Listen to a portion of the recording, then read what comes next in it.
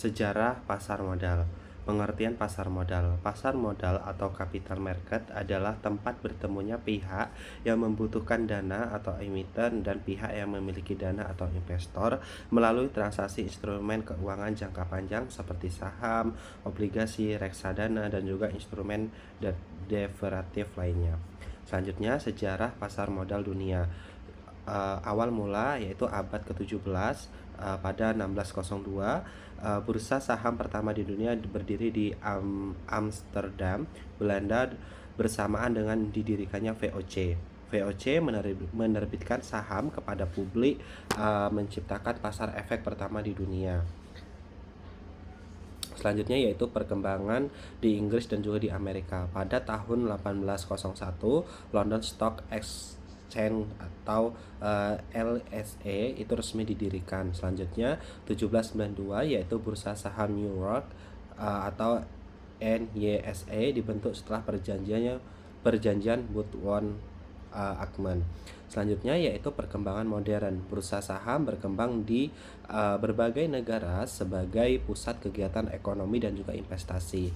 Nah, instrumen dan regulasi tersebut atau terus berkembang, termasuk sistem elektronik dan juga perdagangan global. Selanjutnya yaitu sejarah pasar modal Indonesia. Yang pertama ada era kolonial Belanda.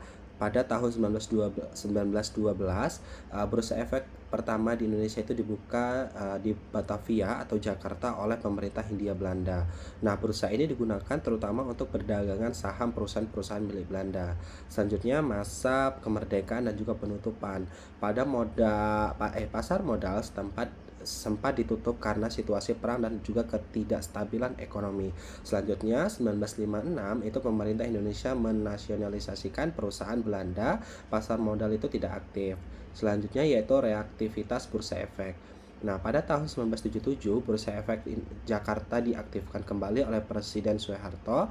Perusahaan pertama yang mencatat saham adalah PT Semen Cibenong.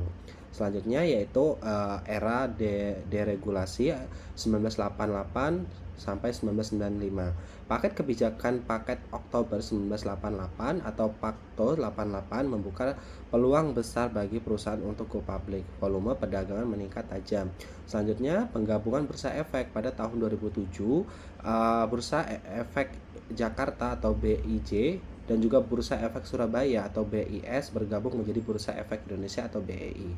Selanjutnya yaitu lembaga dan juga pelaku dalam pasar modal. Yang pertama ada Otoritas Jasa Keuangan atau OJK, yaitu pengawasan regulator pasar modal sejak 2013 menggantikan Bapepam LK. Selanjutnya Bursa Efek Indonesia atau BI itu adalah penyelenggara perdagangan efek di Indonesia. Selanjutnya pelaku pasar modal itu ada emiten, perusahaan yang menerbitkan saham atau obligasi.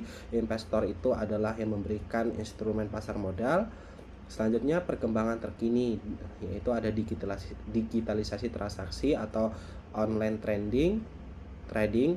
Selanjutnya peningkatan inklusi keuangan dan juga edukasi pasar modal, dan yang terakhir adalah kemunculan instrumen baru seperti ETF,